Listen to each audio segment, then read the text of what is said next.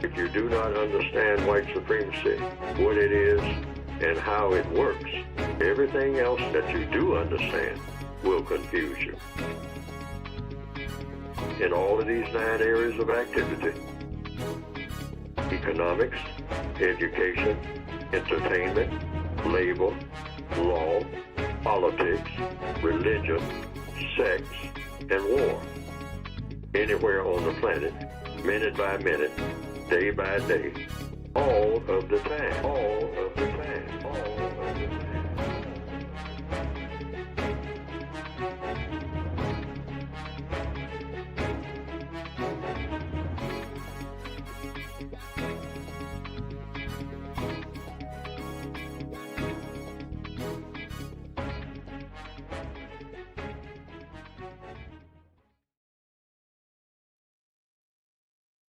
Well, let me say hotep to my brothers and sisters all over the planet, and welcome to the Counter Racist Code Show, Neely Fuller's Counter Racist Code Show.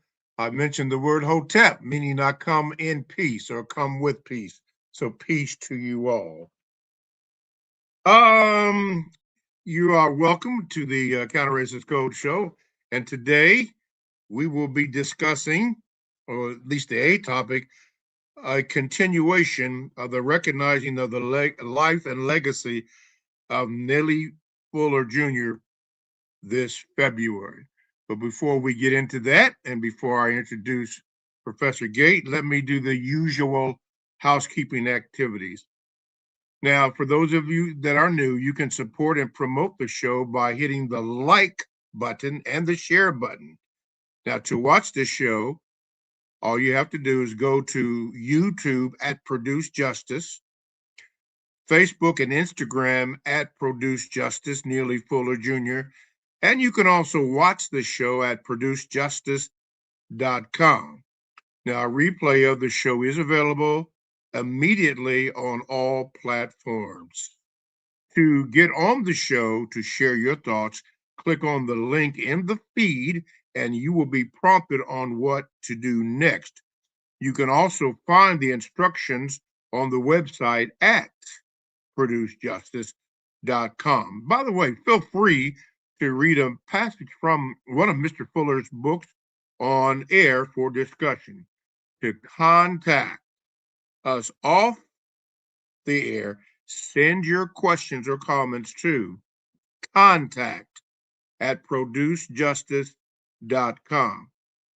Now, to order the books, go to producejustice.com, and you can also get a limited edition, coffee-sized, table-sized, leather-bound collector's item of the 1984 original code book, going to producejustice.com. And by the way, those are available on the first come, first served basis. And it says here that there's only 4 left, and when they're gone, they'll be gone. And in case you miss out the collector's item, you might check it out on hardcover edition, the revised and expanded edition of the code book. Radio 1 did a show with Mark Fuller, Mr. Fuller's son, Mark, and Professor Gate, honoring Mr. Fuller. That show was on February the 5th, and it will be on the website in the coming days. Question to Professor Gate before I formally introduce you. Are there any more hard copies of the Mr. Fuller's 1984 book? Someone called me and asked me if they had any more, and I told them to, give them the contact number to see if there were any left. Do you know that information or have that information?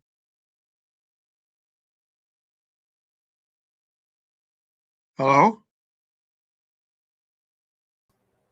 Do you? Hey, good morning. Good morning, Mr. Bobby. Yeah. And good morning, everyone. Yes, we do have the hard copy. We have 2 books that we're aware. We have the collector's item, which is the original 1984 book, which is a leather-bound, autographed, authentically certified copy of the original book. We have only about 3 or 4 of those left. So that's the answer to that question. Now, we do also we just produced a hard copy hardcover copy of the revised edition. That's just been on the website in the last few days. And that's for people who really like to hang on to a sturdy, durable copy of the revised edition. That's in hardcover version right now, and that's on the website also. So we have two different items we're talking about. We're talking about the collector's item. That's the signed, leather-bound, coffee table size, original 1984 version. And then we just released a hardcover of the revised edition. We have both, but of the leather-bound collector's item, we're going to have about 3 of those left. And okay. Like you said, Mr. Bobby, when they're gone, they're gone. This is something we cannot reproduce. Mr. Fuller signed those. He left them in a box, had tucked them away. His son discovered the box with a note. And so we're not trying to make any, we're just really selling them at cost. So we just really made them do a very, very nice for somebody who really wants to cherish and hang on to some memento of Mr. Fuller. That's the item right there. Okay. All righty. Now, for those who don't know, the person that you heard talking was Professor Gate, and he will be talking about Mr. Fuller and other things that came up. Don't forget, you can be a participant on the show, and we would love for you to do that. And how can they do that, Gate, to get on the show to be with us as hosts? Well, we made it easy. You can go to the feed. I think it's also on Facebook and YouTube, and it's in the feed. You'll see a link that says to join the discussion. Click on that link, and that'll put you right into the green room of the show. And then when we see you show up, we'll bring you onto the platform and have you join the discussion. And like I said, this is not my show. This is not Mr. Bobby's show. This is Neely Fuller Jr.'s Counter Racist Code show. We've been put here by the Neely Fuller family, his son, Mark, and they have charged us with the task of keeping Mr. Fuller's legacy going. And so that's what we're doing here today. We're not here to try to self-promote or do any of that. We're just here to keep it going with Mr. Fuller's words, his actions, his documents, and his books. So that's our purpose right here on the show. All righty. And thank you, everybody, for tuning in today. This is, we're glad to be here. We're glad to bring this show to you. Sometimes we put in our own personal thoughts and words. Mr. Fuller gave us that right with BGQ. But this show, today we're continuing the remembering Mr. Fuller's life and legacy. He passed away on February 1st, 2025. That was a little over a year ago. And it's kind of coincidental that it happened on the first day of Black History Month. So we have some overlapping occurrences. And we talked about how he felt about Black history and don't celebrate, educate. But we're glad to continue, as I stated last time we were on the air, we will continue commemorating him this month of February. Now, we're not celebrating. This is not about a memorial. It's not a tribute program, but this is about a review of the life, the legacy, and the logic. Before we get into that, I did want to announce some breaking news for all those, many of you probably already heard it, but Reverend Jesse Jackson, the civil rights icon and Presidential Medal of Freedom winner awarded recipient, has died at the age of 84. He died today, Tuesday, February 17th. And his family announced it on Instagram that he died peacefully, surrounded by his family. And this is a statement from the family of the Reverend Jesse Jackson Jr., Reverend Jesse Jackson. They said, "Our father was a servant leader not only to our family, but to the oppressed, the voiceless, and the overlooked around the world."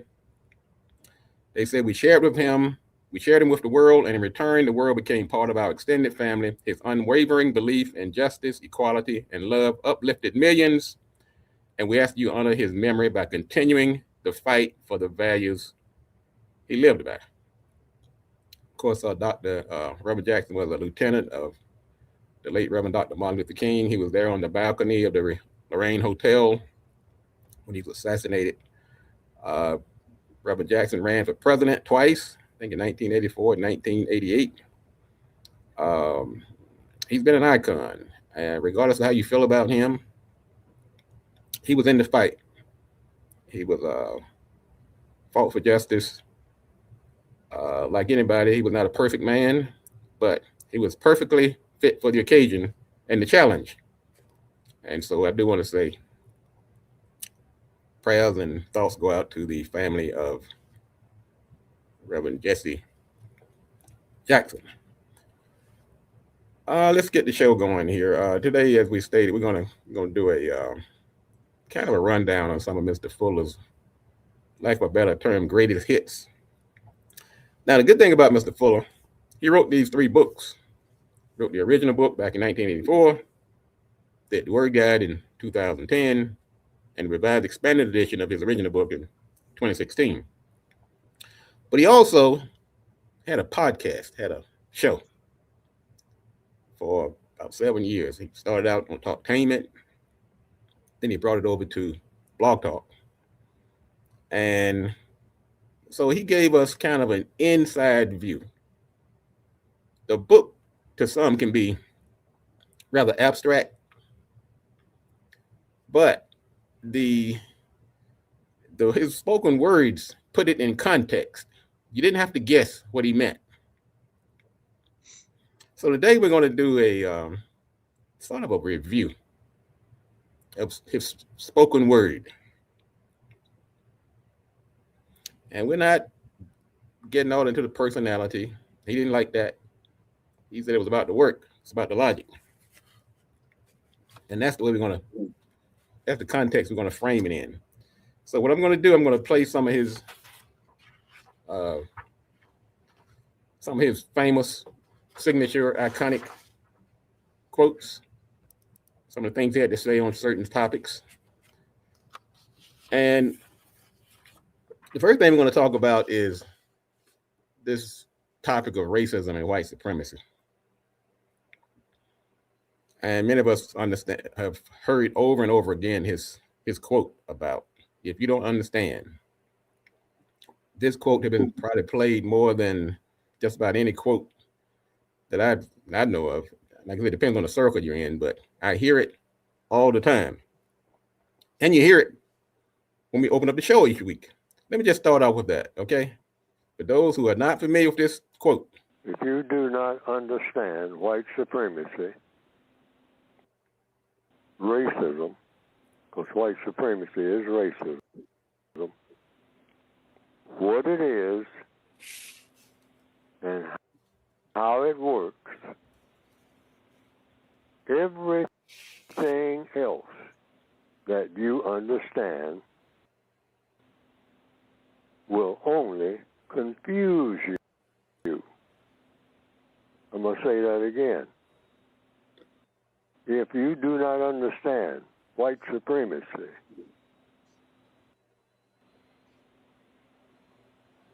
racism, what it is, what is white supremacy, and how it works, everything else that you understand will only confuse you. Let's break that down for a minute. As you go through your day, there are going to be things that just going to downright, you can't figure it out. You saying, why did this happen? Why is that happening? Why is this happening? Well, Mr. Fuller is breaking it down for you.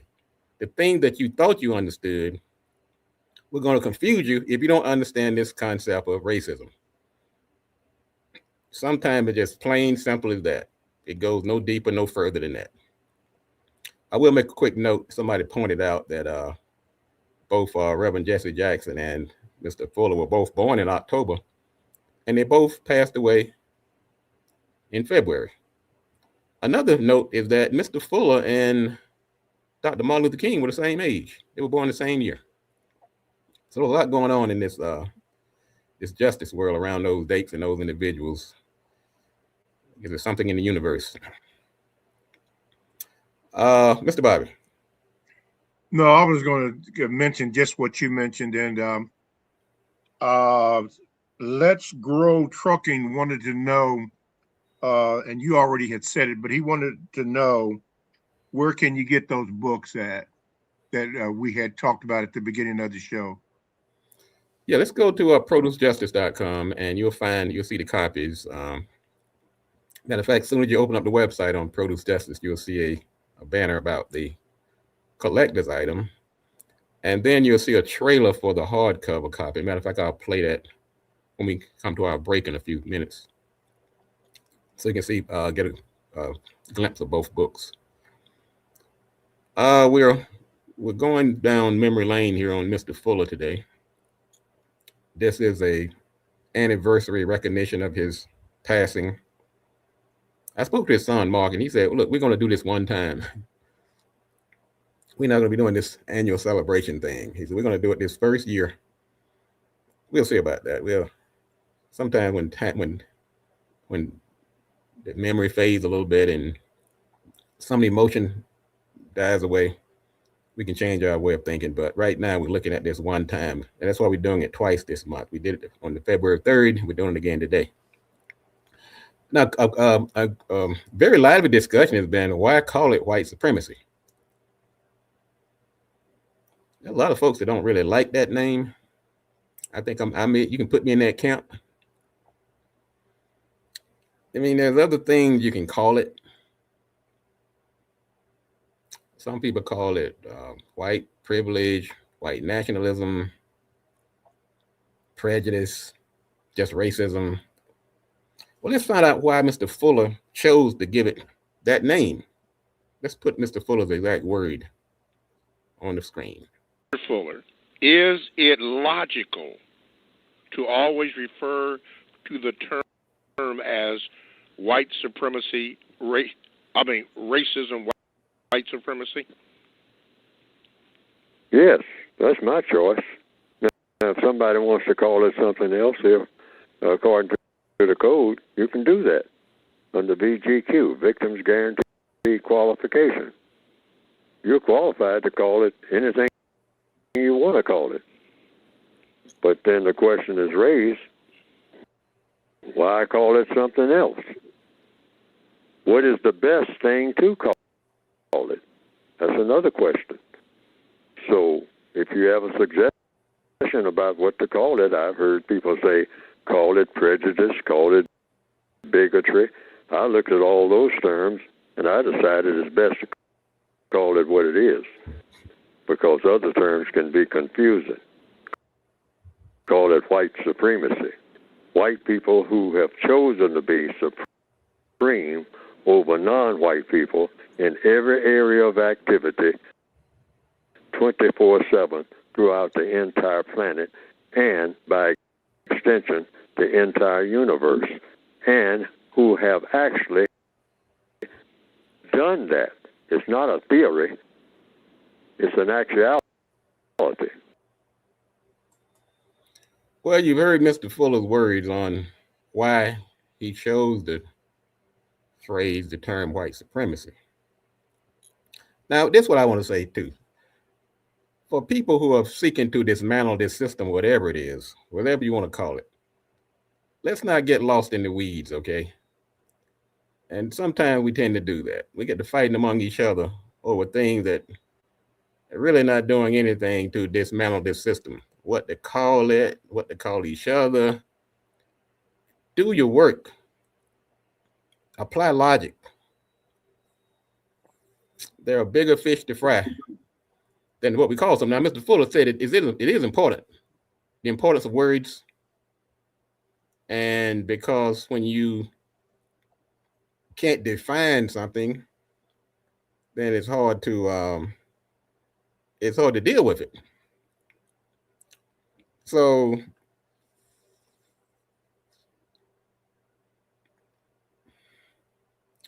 I kind of take this approach.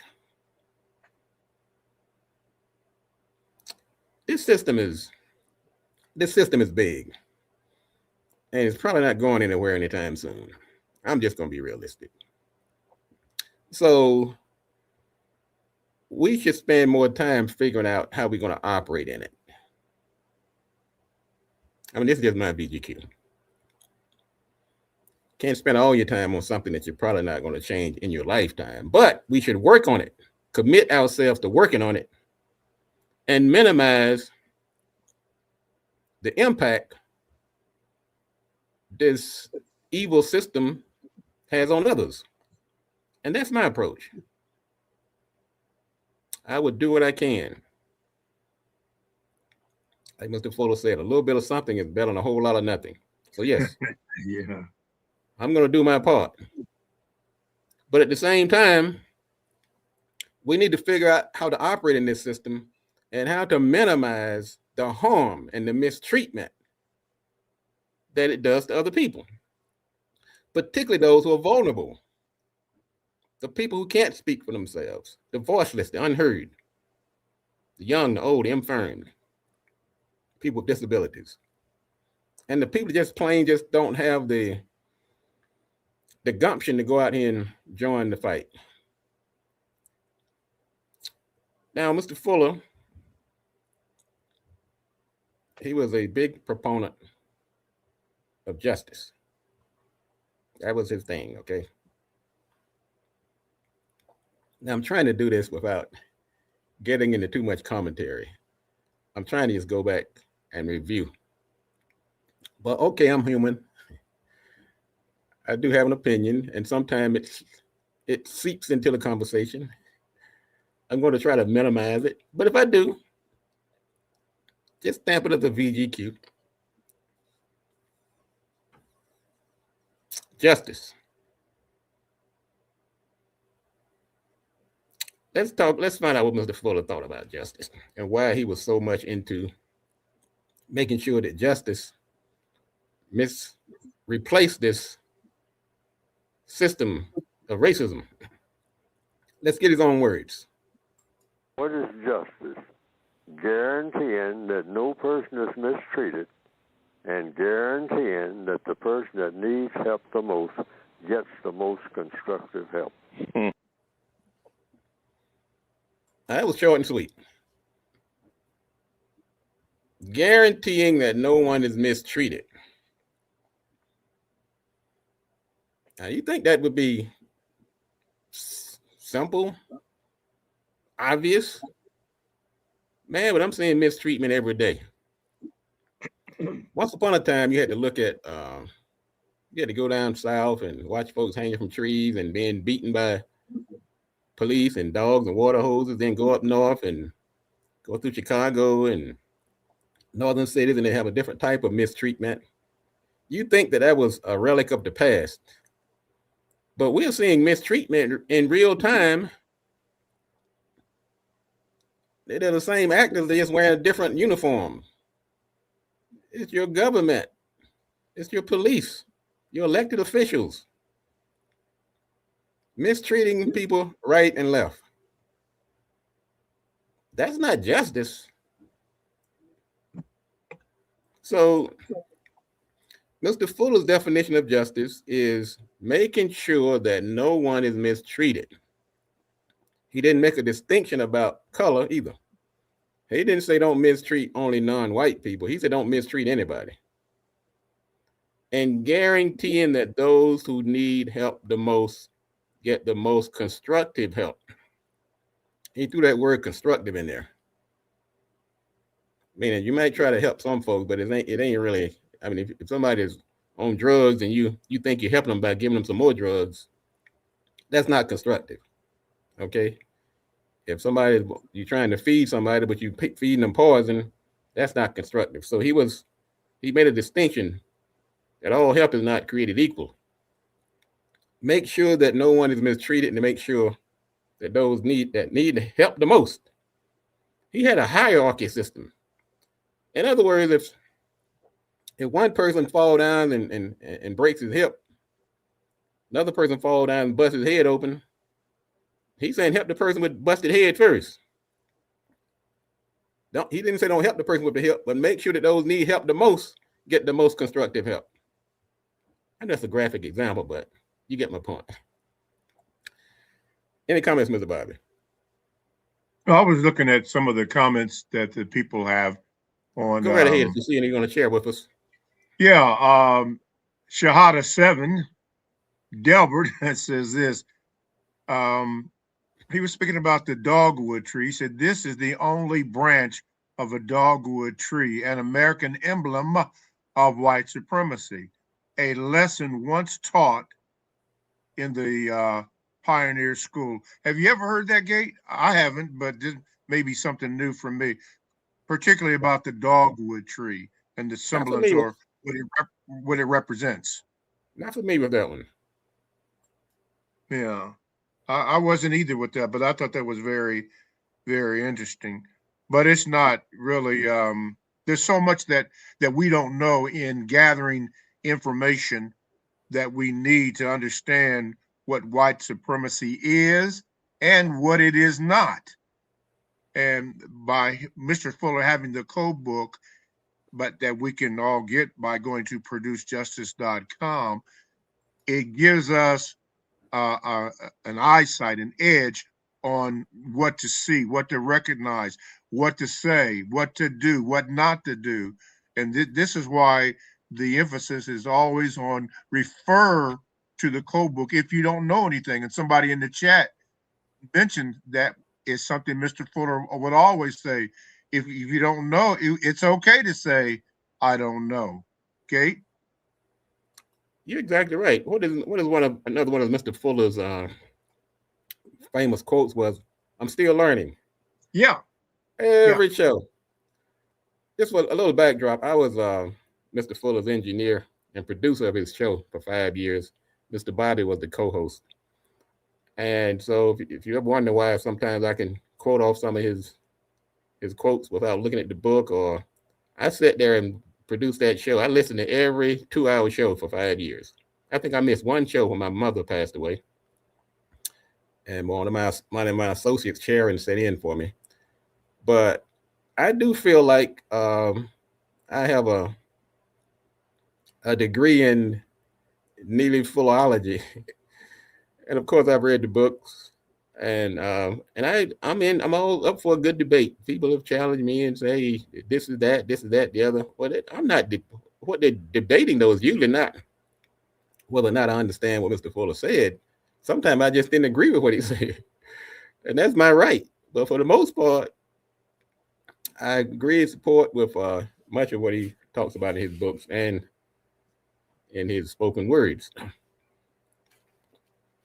On the show we did at Radio 1, we talked about Mr. Fuller at length, and I have to get that show on the website. And we got to hear Mark, his son Mark. He doesn't come out much, and we talk on the phone at least once a week, meet at least once a month, and he makes sure that we are honoring his father's legacy in the way his father would want. And so a lot of what you're saying, hearing and seeing on this show has been, for lack of a better word, sanctioned by the Neely Fuller family. So we're not up here just running cowboy. It just so happened that much of the things that we talk about, we happen to be they're online with our own feelings about how people should be treated. Now, there's also been this discussion about, somebody asked, Mr. Fuller always called himself and people under the system of white supremacy and racism victims. That's another area of contention for many. They're like, wait a minute. Is that like when you consign yourself to be a victim? Isn't that like acquiescing? That's like a sign of weakness. And once again, I've had to ask myself that question. And then I would say to myself, whether you accept the role or the name or the title of victim does not negate the fact that you might indeed be a victim. Mr. Bobby, go ahead. Yeah. It was brought up, and I've seen this on the discussion. In your opinion, what would Mr. Fuller think of Mr. Epstein and Mr. Trump and all those participants of what he has done or has not done? What would Mr. Fuller think about that? Do you think he would say follow the logic of whatever they had done or have done or plan to do. What would you think that Fuller would say to that? Well, many things that I've been asked over the years about what would Mr. Fuller. Matter of fact, when we were conceiving this show, one of the main theme was to run things, current events through the filter of the counter-racist code. And I think we had as a subtitle on the show, what would the code say? Yeah. Or what would Mr. Fuller say about certain things? So when I'm faced with those things, I look at certain things. I look at the areas of activity. I look at his definition of justice. I look at his logic or the logic of the universe, confusion, hypocrisy. So it's like a checklist. It's like the entire code manifested in one incident. We have confusion. We have mistreatment. Yeah. We have hypocrisy. Yeah. We have them all wrapped up in one big instance. Yeah. So all that. He would not. I can say you this. He would. I mean, he's probably turning over. Like, wait a minute. My goodness, what the heck do we have here? I mean, if you're a follower of the code, I mean, it's enough to make your head explode. So I would focus on Mr. Bobby, his definition of justice, making sure nobody's mistreated. People were mistreated during this episode. Young women were mistreated. And they're not getting the constructive help as a result of this mistreatment. Another thing I look at is the hypocrisy. Mm-hmm. Boy, we have hypocrisy on full display. You have the president mentioned, 38,000 times, and he has the nerve to call out other people as he's done on other things over the years. So the hypocrisy of who they decide to identify and the information they need, they decide to redact. That is hypocrisy 101, hypocrisy 9.0. Right. Go ahead, Mr. Bobby. Yeah, when I think about it, and I'm hearing his words in my head concerning the question that I did ask, I can hear Mr. Fuller say, because he was very careful about criticizing somebody. In fact, I can't even think of how he done it, if he ever did that. I don't think so. But anyway, this is one of his signature saying. He would say, he said or she said what they said, and that was it. You know, he wouldn't go any further than that. That was one of his patented things. So when I think about the question I asked, I can hear Mr. Fuller say, he said what he said. And then, you go to it from there.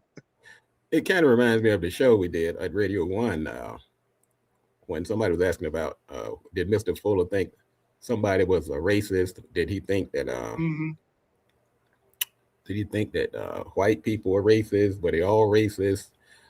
And his son made a good point. He said, I've never really heard him call anybody racist, to tell you the truth. Right. He said, matter of fact, he went further to say, I thought this was very interesting. When this is from the code book. He said there were three types of people, three races of people. He said white people, there was non-white people, and there were white supremacists. And so if you're a white person, you can be a white supremacist or not. And so if you're going to get angry about what you're seeing, if you want to be a racist, then you may fall in the racist category, but you don't have to be. Matter of fact, some of the greatest allies in the fight for justice have been not white people. So Mr. Fuller he followed logic. That's bottom line. It was hard to corner him when you have logic on your side. Yeah, follow the logic. So we're going to take a quick break. I'm going to also play the trailer of this hardcover book. Okay. It's like I said, we just want to keep some things going on at the Produce Justice. And like I said, we're not making a killing on profit. I can tell you that right now because I do the numbers. We're just trying to cover our costs and get the information out there. This show is fully funded by, and the Produce Justice organization is fully funded by the sale of books. We don't ask for donations. We're not out here with a cup out. You don't see buttons all over the platform asking for money. So if you want to support the show and keep Mr. Fuller's legacy going, the best thing to do is just buy the books, buy the products. We're not going to try to hog you and get you buying a lot of crap that you don't need or might be detrimental. So hang on a second. We'll be back in a second. I'm going to run this ad in the meantime. The revised edition of Neely Fuller Jr.'s Codebook is now available in a limited edition hardcover. Built for study, reference, and long-term use, it's a tool for understanding and countering the system of racism. Limited quantities available. Order now at producejustice.com.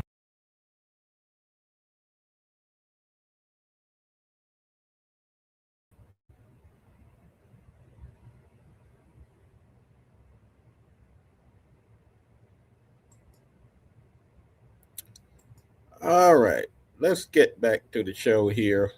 We are going to, a second ago I was talking about this, somebody saying is because Mr. Fuller referred to himself and others as victims. Mr. Fuller said you can't be strategic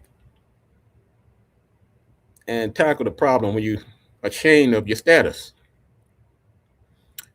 Well, and I've given my take on this several times. I said you can be a victim without submitting to victimhood. In other words, you don't have the language in it and be immobilized by it. But that does not subtract from the fact that you are a victim. If somebody victimizes you, somebody runs you over with their car intentionally, you can jump up like Superman like it never happened, but you were still a victim. It depends on how you handle it in many cases. And one caller went as far as to say, by calling yourself a victim, is that weak? Well, I'll tell you, I think I'm kind of in that camp about, yeah, I know you're going to knock me down, you're going to mistreat me, but I'm going to keep going. I'm sorry, I don't have time to deal with your foolishness and try to make me into something that I'm not. So yes, I'm a victim, but I don't live in victimhood. Let's just get Mr. Fuller. Somebody asked him that on one of the shows.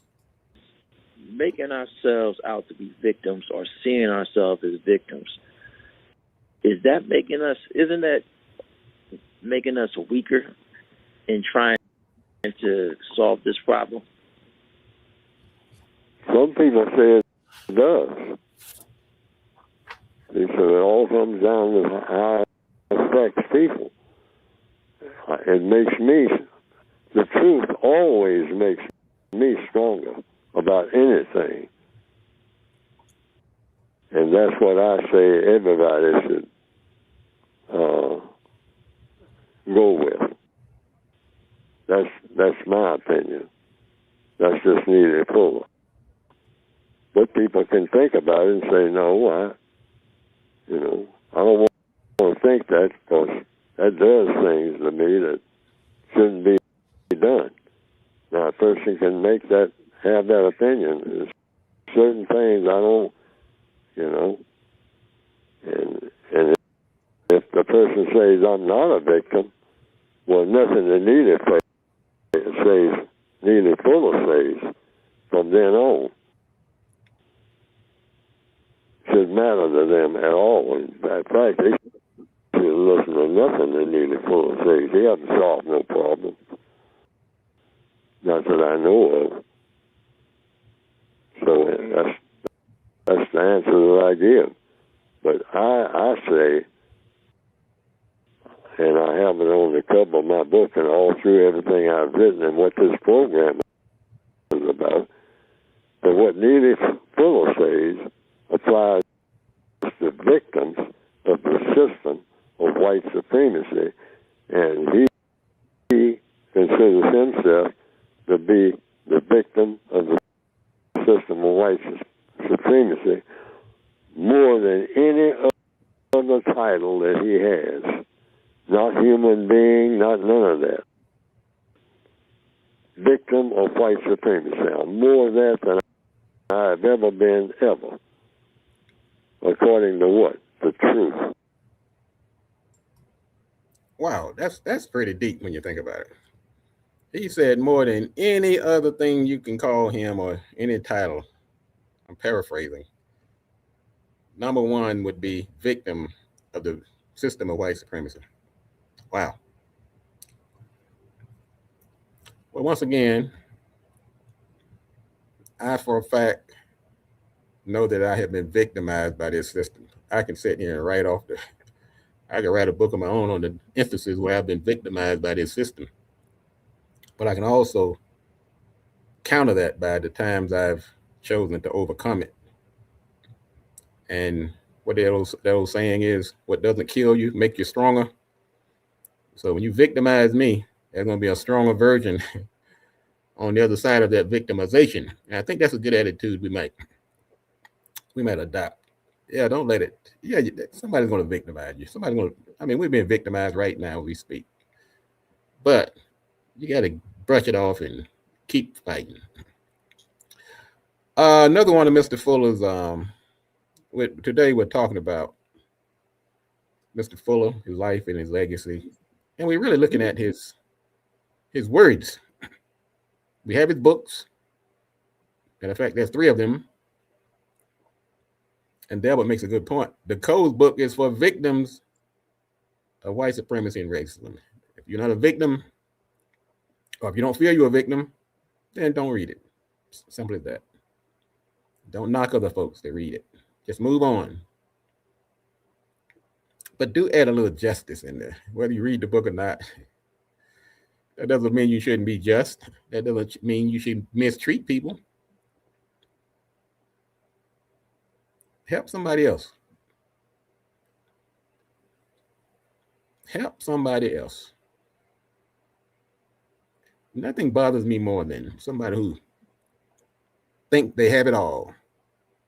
They've got the job, the money, the business, the cars, the bank account, the stocks, the bonds, the investments. Life is good. And they're like, don't come around me talking about that black talk, that kind of talk.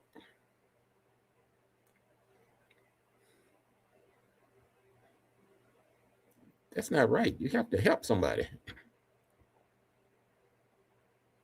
Really. Constructive help. Some people march, some vote, some try to put a better government in place. Some donate to charities, some start their own organizations, but do something. Do something. Anyway, another one of Mr. Fuller's signature areas of discussion was hypocrisy and the truth. Let me tell you something. I could do this show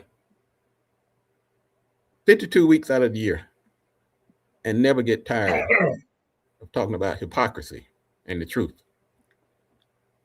I guess because I'm reminded of it every day. I wake up in the morning, hypocrisy is going in my ears and eyes from the time I wake up in the morning to the time I go to sleep at night. That's why I can't even watch TV anymore. It's just, I can't take it. It's hurting my soul to watch the hypocrisy, the lies, the untruths. But know this, if you wonder why it's so preponderant, why it's so omnipresent, why it's so pervasive, because racism thrives on it. Go back to Mr. Fuller's initial quote. If you don't understand racism, how it works, what it is, everything else that you thought you understood is going to confuse you. This ties into that hypocrisy. It makes a nice little tie-in. Because what you're seeing in many cases, that's why you're not understanding it. You're being spoon-fed. And what those things they put in your arm? Intravenously fed. Hypocrisy 24 hours a day. Because it is the sustenance, the mineral, the food upon which racism thrives. One of the ways Mr. Fuller said to deal with it is to become a better truth teller, because hypocrisy and lies run hand in hand. Some people say, how do you fight it? He said, become a better truth teller. As a matter of fact, let's see what Mr. Fuller has to say about hypocrisy and the truth. Hang on. Question was asked, Mr. Fuller, and this was the question. This is Mr. Fuller on page 107 of the 2016 revised edition.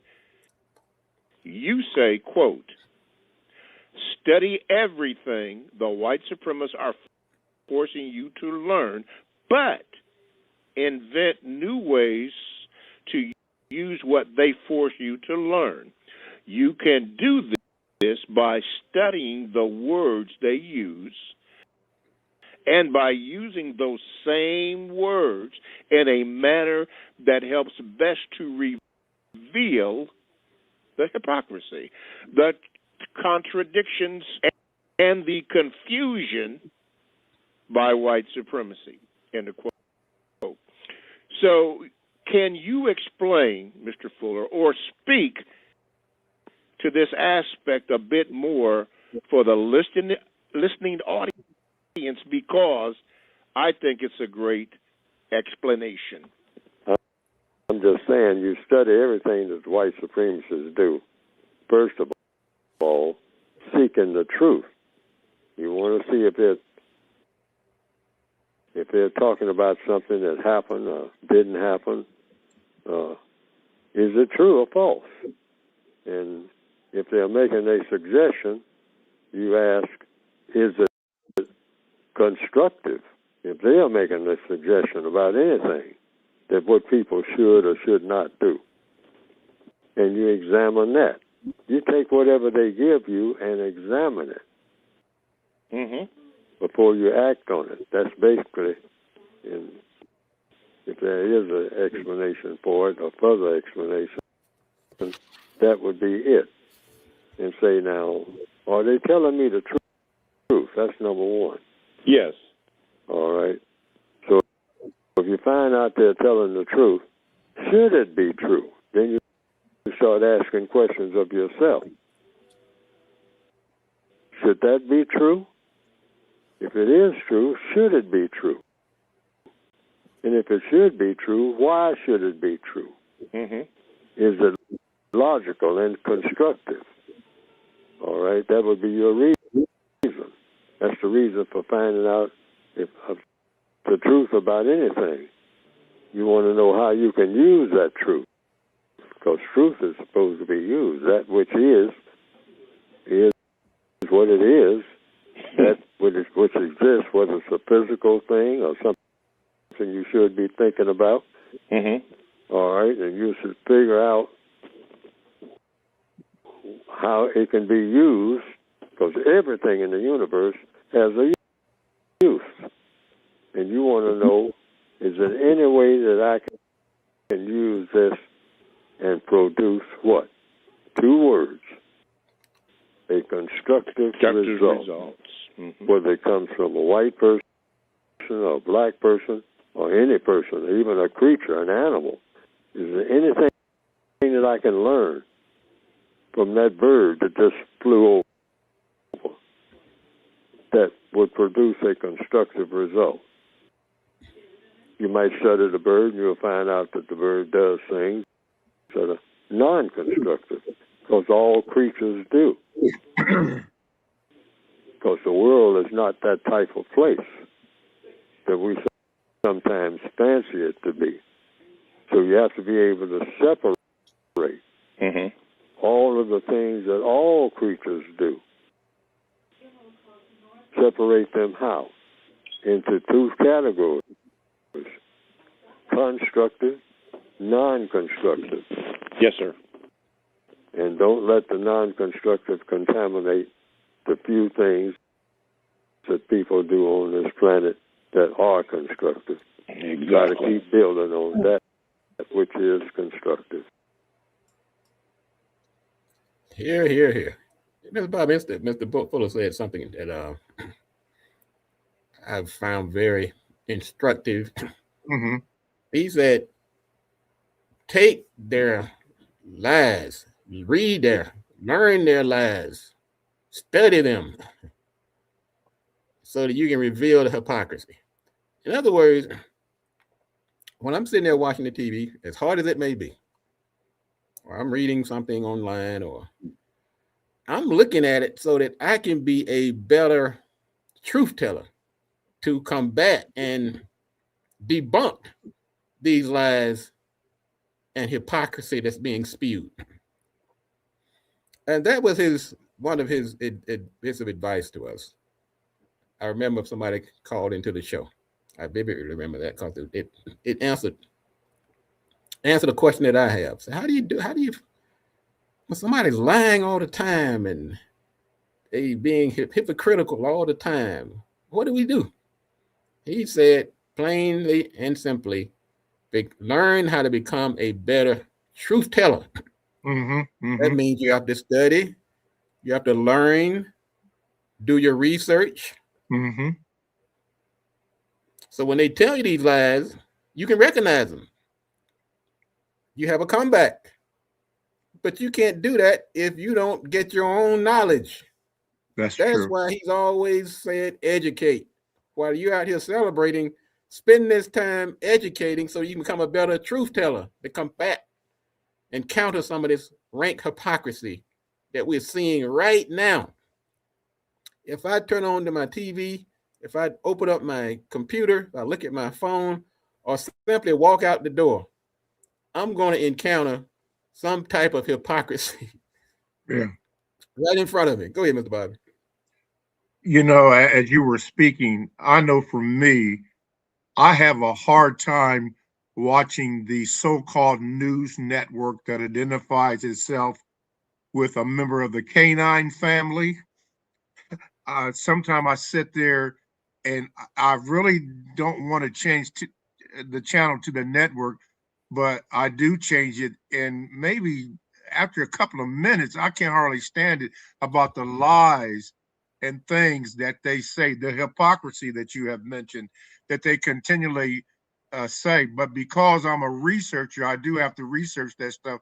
But I'm going to tell you, Gay, it is hard because you know it's a lie, particularly when you research it and you're, I'm not confused, but I think about the many people who just blindly accept whatever this network, quote, news network has to say about things as if it is the truth without researching it.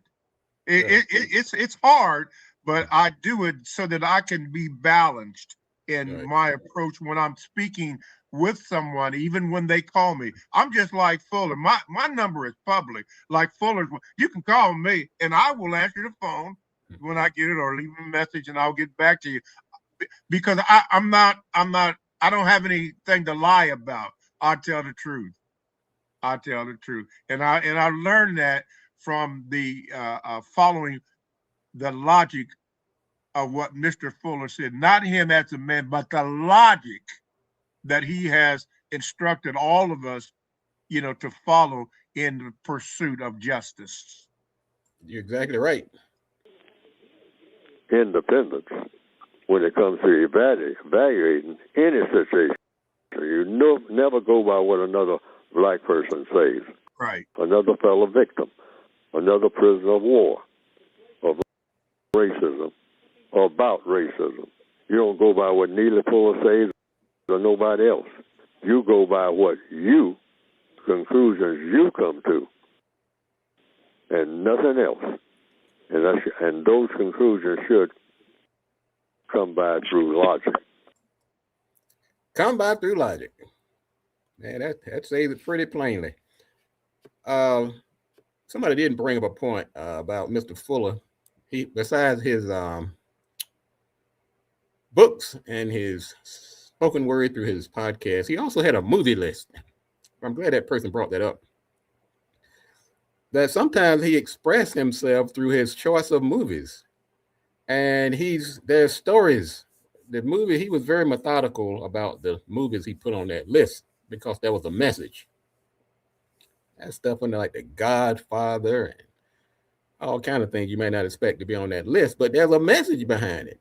So he uses all the tools at his disposal to help identify and racism and mistreatment and hypocrisy.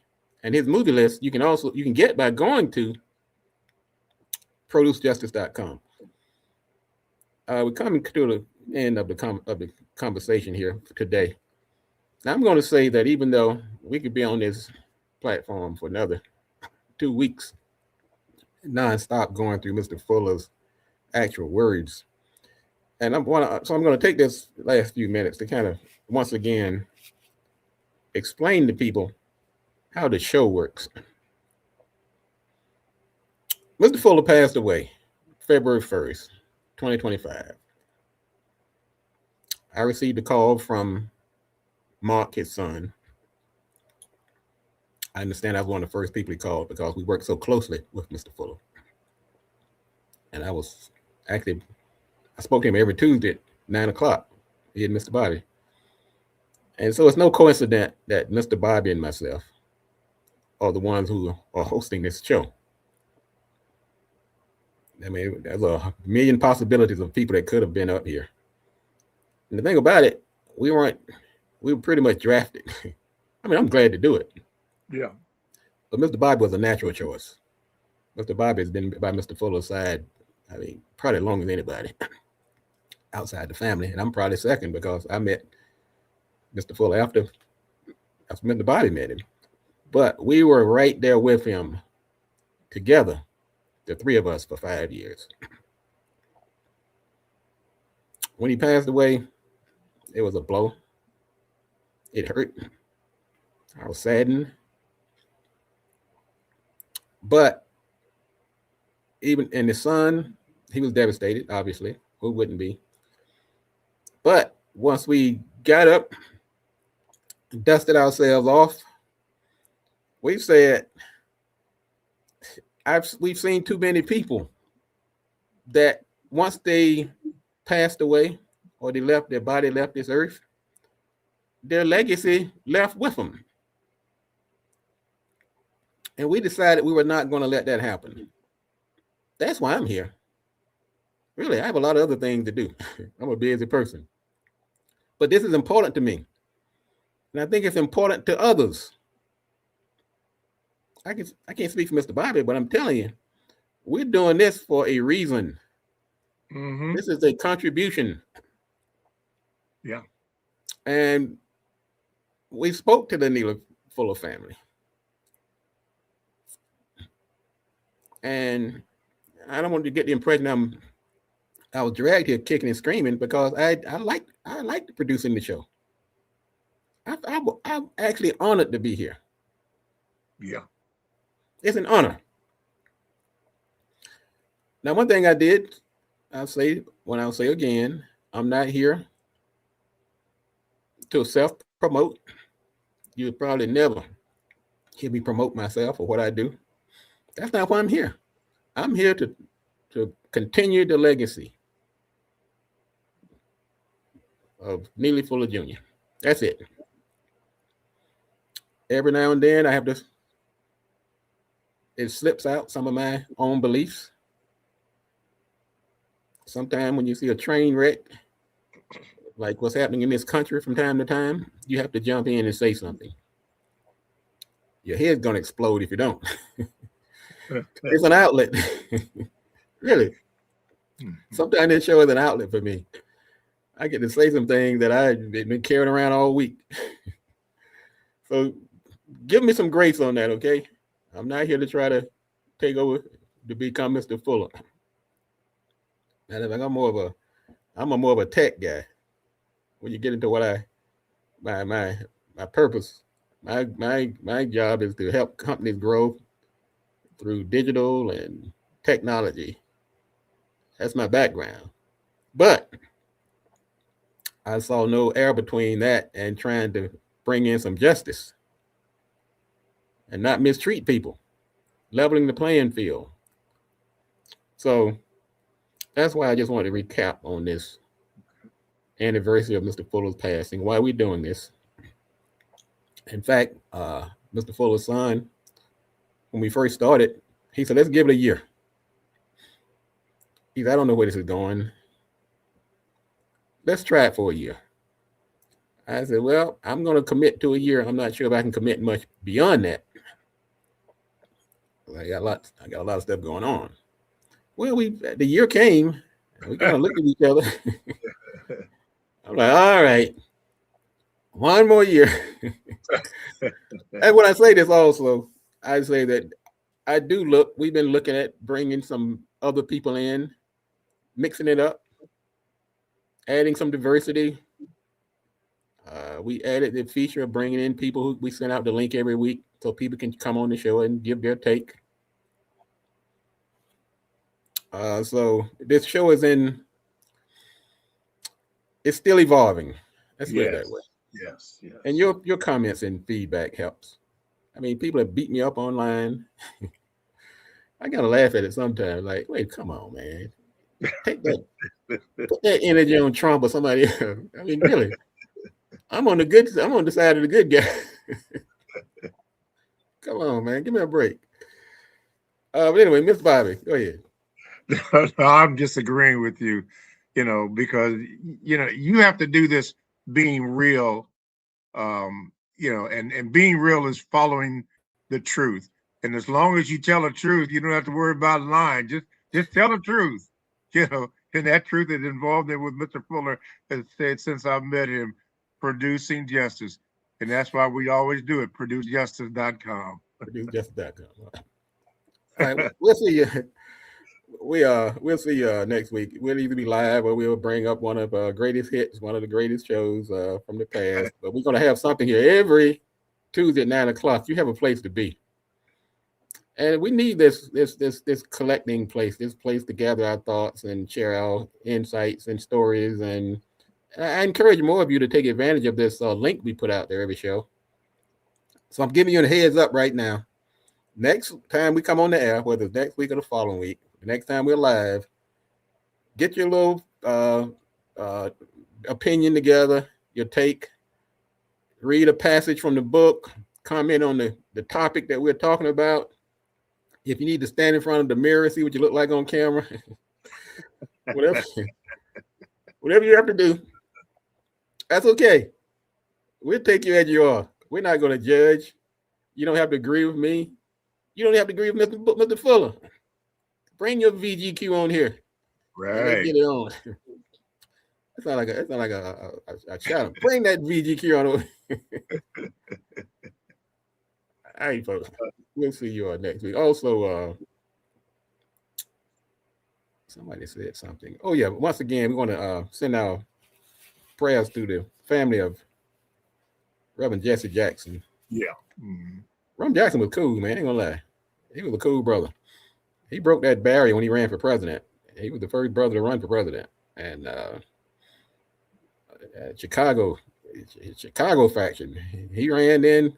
Along came Obama. I don't know what it is about Chicago that puts out non-white presidential candidates. We can say, rightly or wrongly so, he kind of laid the groundwork for when we did finally get a non-white black president. And they killed and they killed Harold Washington. Remember him? Harold Washington. Yep. Chicago, man. Go ahead, Chicago. Chi-town. All right, folks, that's gonna wrap it up for today. I'm gonna see you all next time we're on air. All right. Good show. All right. Let me see here. What are we gonna? Let's close out with. I'm gonna close out with one more, Mr. Fuller's. Let's see. Let's end on this 9 areas of act. Matter of fact, I'll tell you what. We'll bring it back next week. Okay. I'm not gonna. We already passed the time. Come back next week. We'll have another exciting show. Look forward to seeing you. Bring your, like I said, go ahead and look in the mirror and put yourself on. I'll tell you a good way to give you a little trick that I use. If you have Zoom on your computer, turn on your Zoom like you're gonna do a Zoom broadcast or a Zoom meeting, and check yourself out. Test your lighting, test your audio, make sure there's nothing carrying on in the background, and kind of practice. And before you know it, man, you'll be a regular. You'll be jumping on the screen every week with us. And that's okay, too. Yeah. We like some regulars, okay? like Delbert and Aaron from Spain and Victor and don't forget Nicole. Don't forget Nicole. Nicole. We love Nicole. Oh yeah. And AP. Oh my goodness, we love these folks, man. So you regulars, come on here. Let's get this show. Let's keep this show lively. Don't leave all the weight on Mr. Bobby and myself. We need you. So come on. All right. All right. That's it. We'll see you next time. If you do not understand white supremacy, what it is, and how it works, everything else that you do understand will confuse you. In all of these 9 areas of activity, economics, education, entertainment, labor, law, politics, religion, sex, and war. Anywhere on the planet, minute by minute, day by day, all of the time.